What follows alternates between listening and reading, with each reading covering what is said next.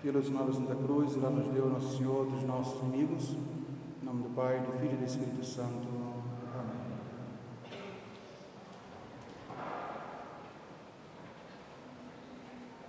Reverendíssimo Padre Ednei, caríssimos irmãos,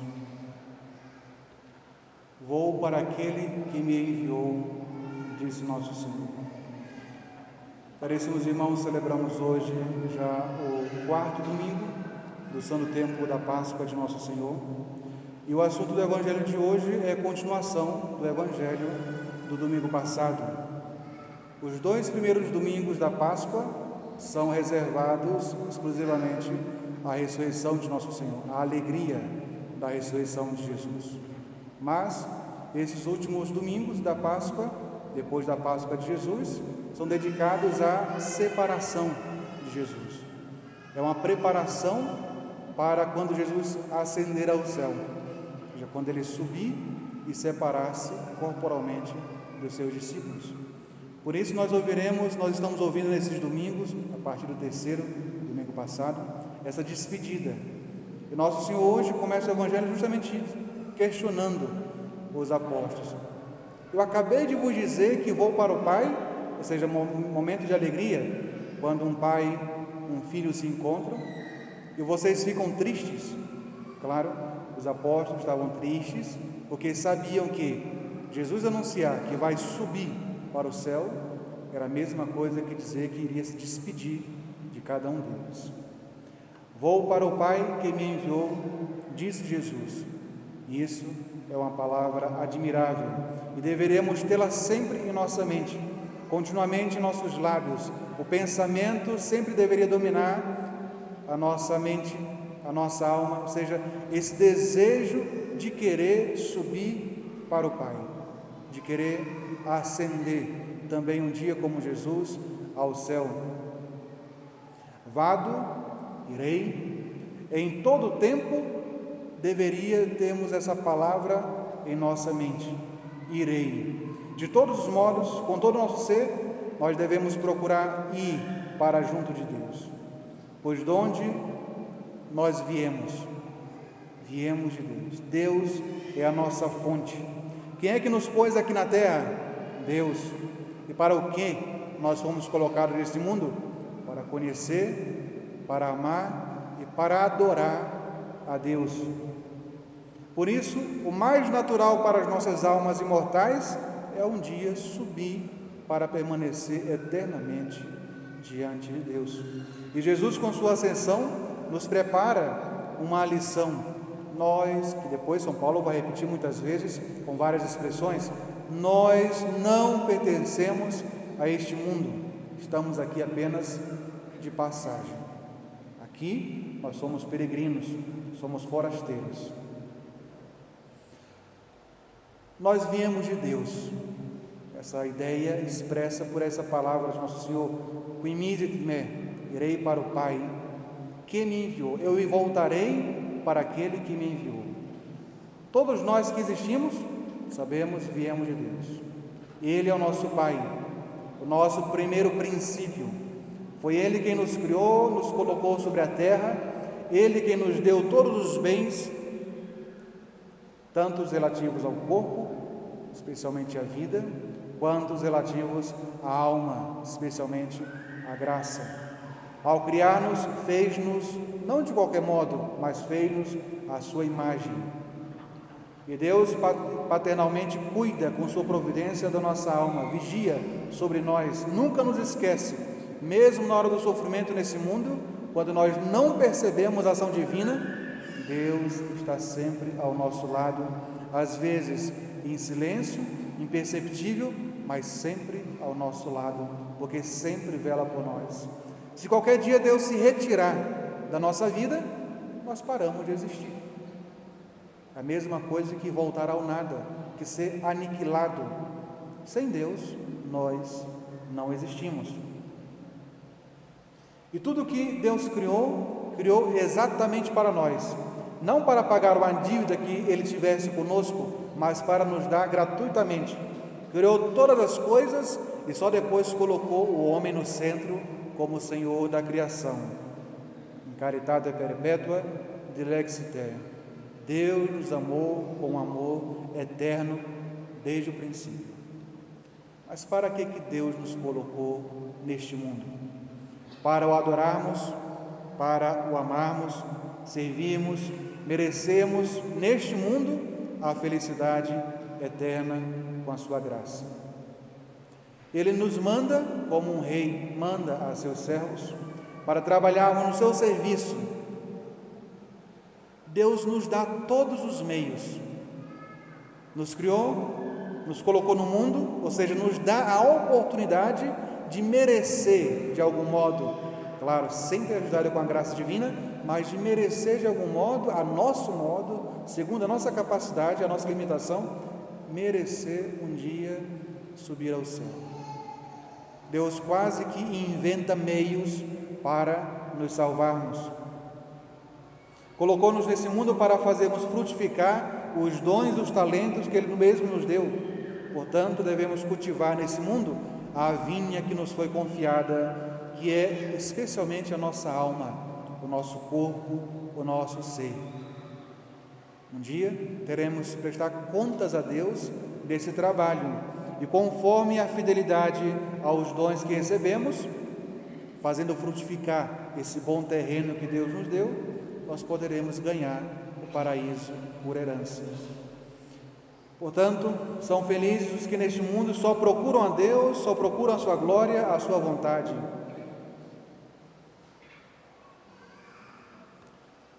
Mas quantos de nós se esquecem da sua origem divina?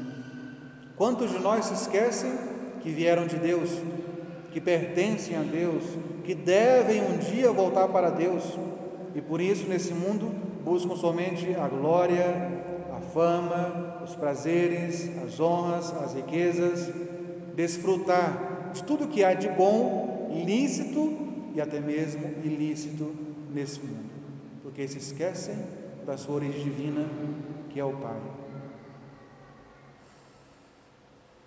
Todos esses são insensatos. Insensatos porque injuriam a Deus Pai, a Deus Criador, caem em profunda degradação e por isso mesmo se expõem a tremendos castigos.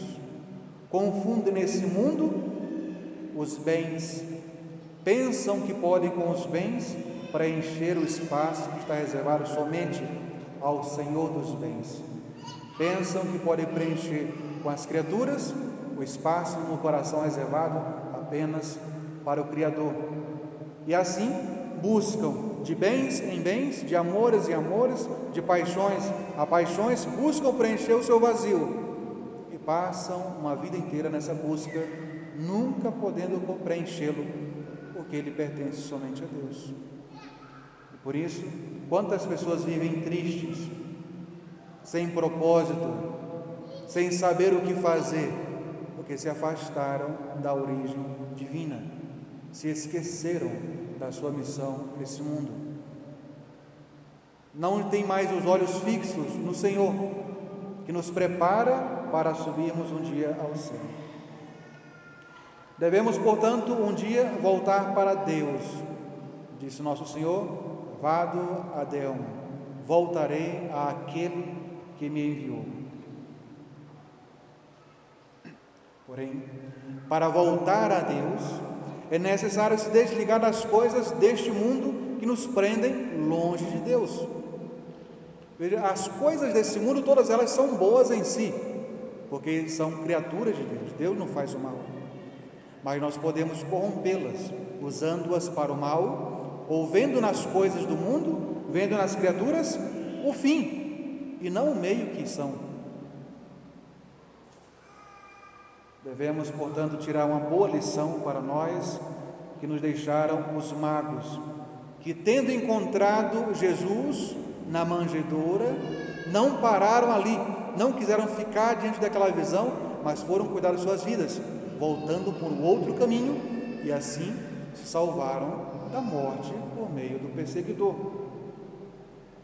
Devemos lembrar que a consequência de uma vida sem resoluções sérias, sem esforço de mudança de vida, sem verdadeira conversão, é a condenação certa.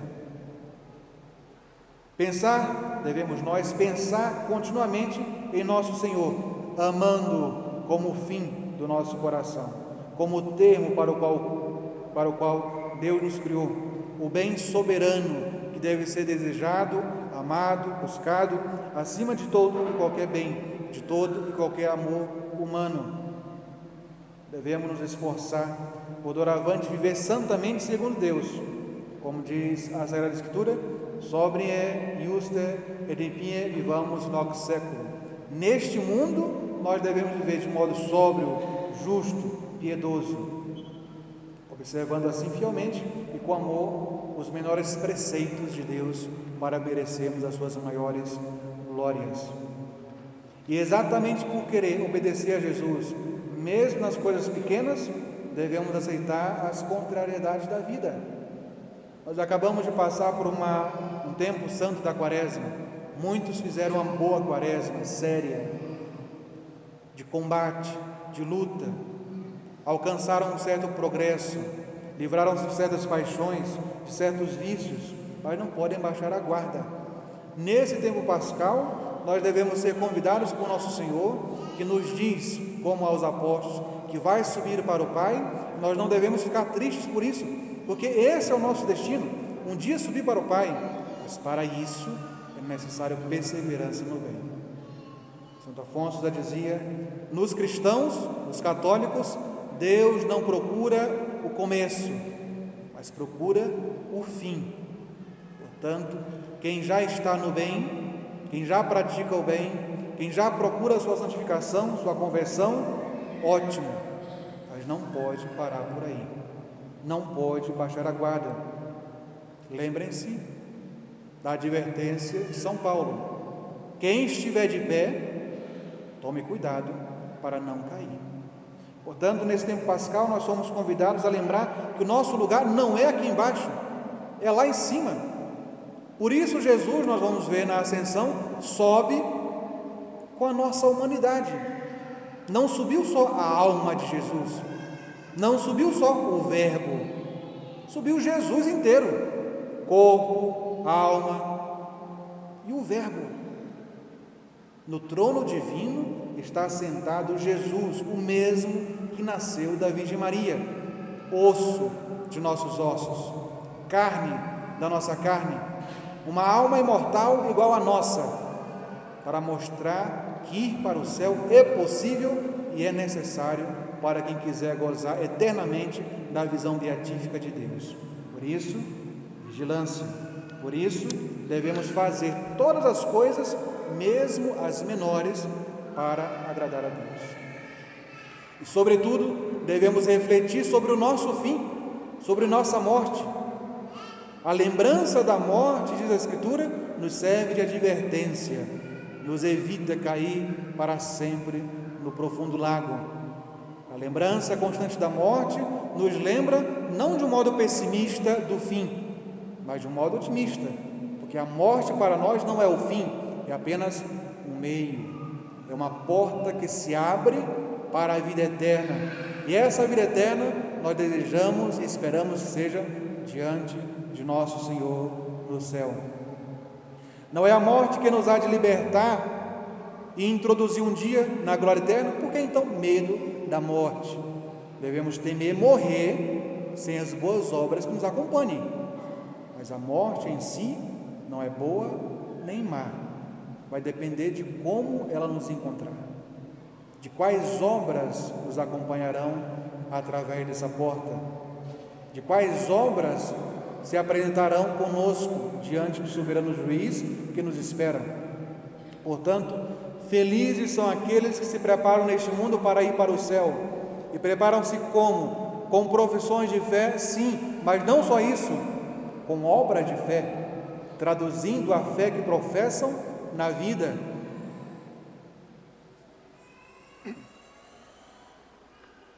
Porém, nós não podemos esquecer que em meio a tudo isso, muitos cristãos são aqueles que vivem de modo indigno de Deus, se esquecem de Deus, se entregam apenas ao ativismo, se corrompem, esquecendo a vida de oração, se afastando da vida sacramental, ou seja, tudo aquilo que Deus deu para servir como escada para subir é esquecido.